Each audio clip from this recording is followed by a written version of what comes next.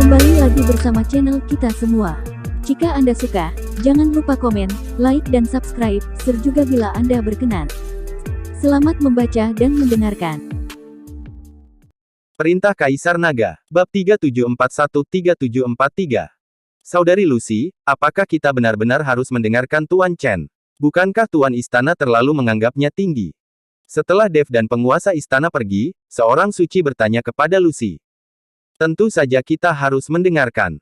Ini adalah perintah penguasa istana. Kita harus mematuhinya. Namun jalan menuju kutub itu sangat sulit, dan bahkan ketika kita sampai di kutub itu, akan ada berbagai bahaya. Apakah dia bisa bertahan hidup, itu tergantung pada nasibnya sendiri. Maksud Lucy jelas, dia tidak akan mempertaruhkan nyawanya untuk melindungi Dev. Awalnya, sangat berbahaya bagi mereka untuk pergi ke daerah kutub dengan kekuatan mereka, tetapi bahkan lebih merepotkan lagi jika ada Dev yang hadir sebagai beban.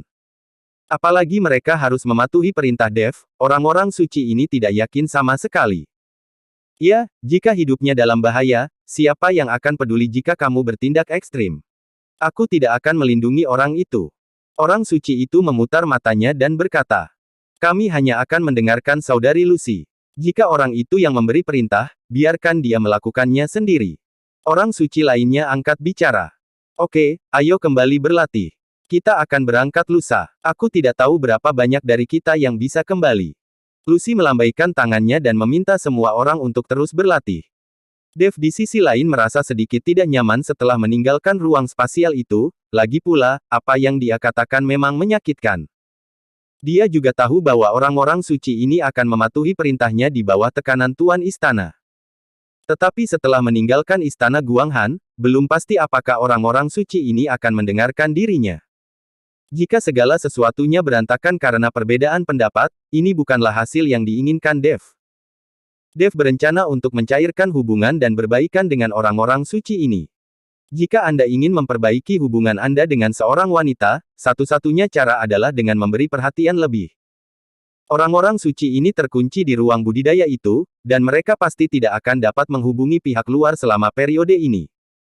Dan jika ada beberapa hal tambahan yang dapat membantu dalam kultivasi, orang-orang suci ini pasti akan bahagia. Memikirkan hal ini, Dev meninggalkan Istana Guanghan dan langsung menuju kota Nanjing. Dev ingin membeli beberapa barang dari Paviliun Wantong, yang dapat digunakan oleh orang suci. Itu juga bisa dianggap sebagai hadiah untuk memperbaiki hubungan. Dev datang ke kota Nanjing, menemukan Paviliun Wantong, dan langsung menunjukkan token yang diberikan oleh Penatua Xia. Dengan token ini, Dev dapat melakukan perjalanan tanpa hambatan di Paviliun Wantong. Dev membelikan beberapa ramuan rumput peri untuk orang-orang suci itu, serta beberapa pil kecantikan favorit wanita dan sejenisnya. Meskipun memurnikan hal-hal ini tidak merepotkan, di dunia surga dan manusia ini, alkemis sangatlah langka dan berharga, sehingga pil sederhana pun sangat berharga bagi banyak biksu di dunia surga dan manusia. Dev juga membeli beberapa bahan untuk mantra dan bersiap untuk menggambar sendiri beberapa mantra, yang dapat membantu para orang suci bertahan untuk sementara waktu bila diperlukan. Tuan Chen, Anda membeli begitu banyak barang, apakah Anda akan pergi jauh ke kutub? Pada saat ini, Master Paviliun Qian, yang merupakan penanggung jawab kota Nanjing, melihat bahwa Dev telah membeli banyak barang, jadi dia melangkah maju dan bertanya. Dev mengangguk dan berkata, benar, saya akan berangkat lusa, jadi saya datang ke Paviliun Wantong Anda untuk membeli beberapa barang untuk kebutuhan yang tidak terduga. Mendengar jawaban tegas Dev, Master Paviliun Qian melihatnya dengan heran. Saya mendengar bahwa ujian perjalanan kutub Istana Guanghan sangat berat. Saya tidak menyangka Tuan Chen akan lulus. Menurutnya, sangat tidak mudah bagi Dev untuk lulus ujian dengan kultivasi tingkat ketiga di alam kesengsaraan transendensi. Aku berhasil lolos karena keberuntungan. Dev tersenyum ringan. Setelah mengobrol beberapa patah kata dengan Master Paviliun Qian, Dev meninggalkan Paviliun Wantong dan hendak kembali ke Istana Guanghan, tetapi dia tidak menyangka akan bertemu dengan Jamal itu lagi. Ketika Jamal melihat Dev, dia tercengang. Dia menggosok matanya karena tidak percaya. Kamu belum mati. Jamal mengira Dev akan mati dalam formasi ilusi Istana Guanghan. Aku belum mati. Bukankah hal yang baik? Dev menepuk tubuhnya dan berkata. Itu sungguh aneh. Apakah kamu berhasil melewati formasi ilusi di Istana Guanghan? Jamal bertanya.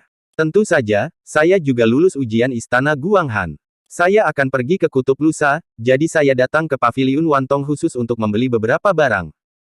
Kata Dev tanpa menyembunyikan apapun. Barang-barang yang kamu beli di Paviliun Wantong sangat mahal, kenapa kamu tidak pergi ke pasar bawah tanah?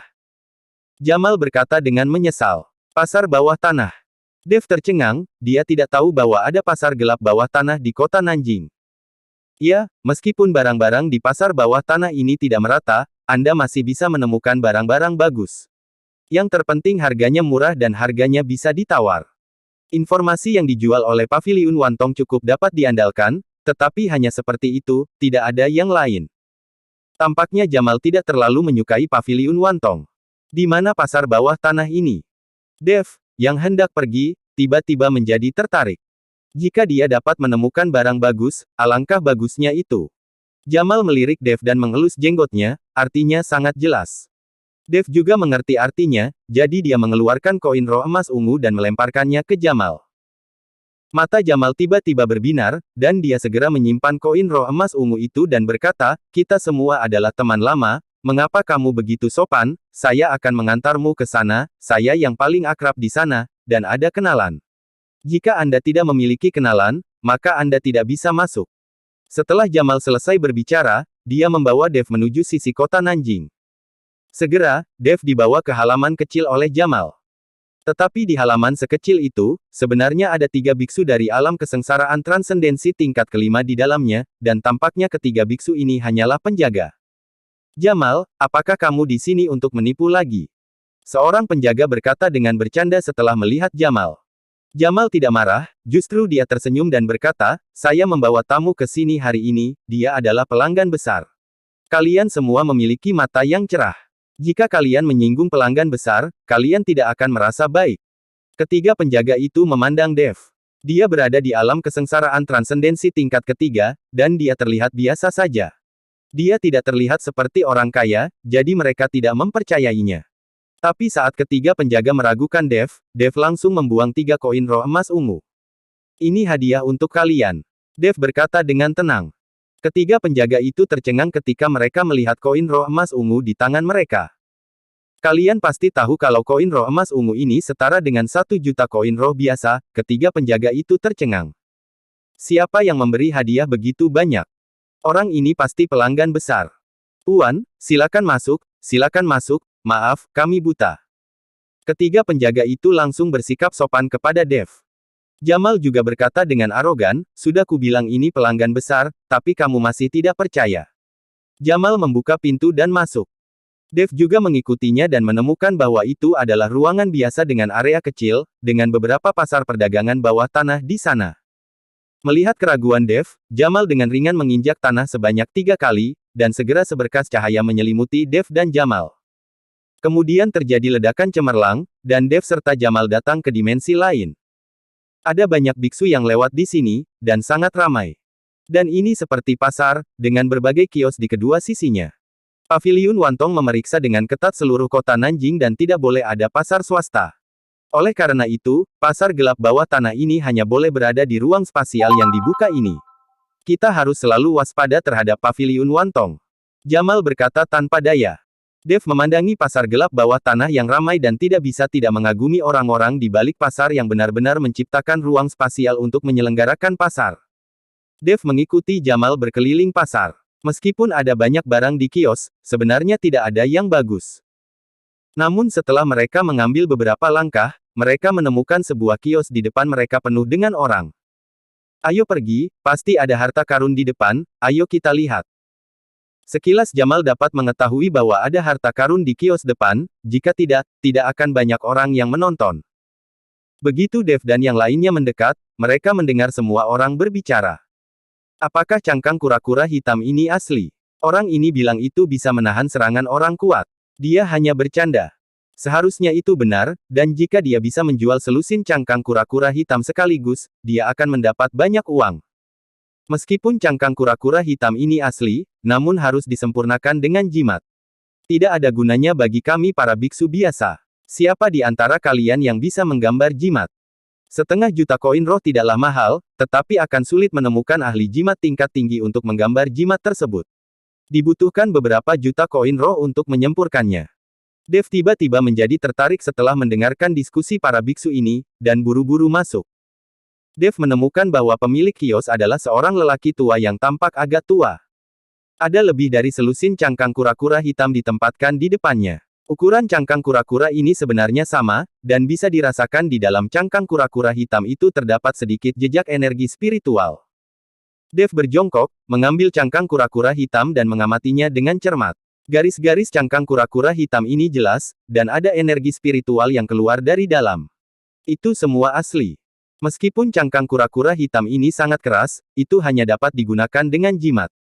Jika jimat tersebut tidak terukir pada cangkang kura-kura hitam, benda ini tidak sebagus baju besi sutra emas biasa.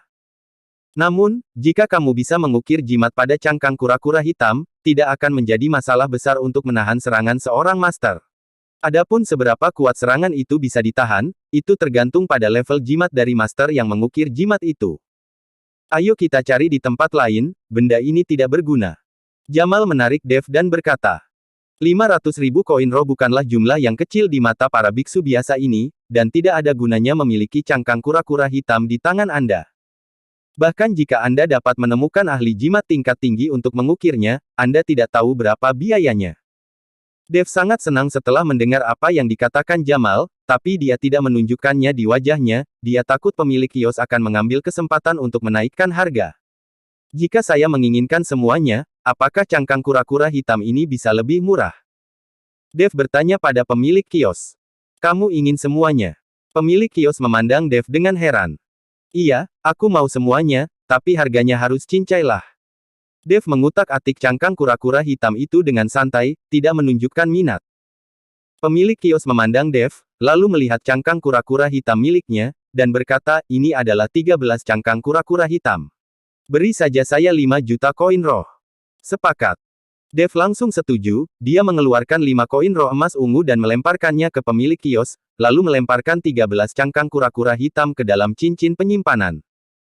Setelah transaksi selesai, Dev bangkit dan pergi tanpa berhenti sama sekali. Melihat Dev begitu bahagia, pemilik kios menunjukkan sedikit penyesalan di matanya.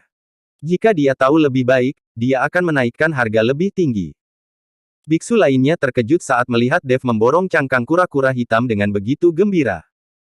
Terutama Jamal, yang buru-buru menyusul Dev dan berkata, rekan Taois, izinkan saya memberitahu Anda, meskipun Anda punya uang, Anda tidak bisa membelanjakannya seperti ini. Anda membuang-buang uang. Jamal tampak tertekan, seolah-olah dia telah menghabiskan uangnya sendiri. Melihat Jamal seperti itu, Dev tersenyum dan tidak berkata apa-apa. Orang ini benar-benar pelit. Dia kira uang lebih penting daripada kehidupan. Apakah ada kios kelas atas di pasar ini? Terlalu lambat untuk berbelanja dari kios ke kios. Dev ingin langsung ke kios yang menjual barang-barang mewah. Jika ingin mencari barang bagus di kios biasa seperti ini, ibarat mencari jarum di tumpukan jerami. Bersambung.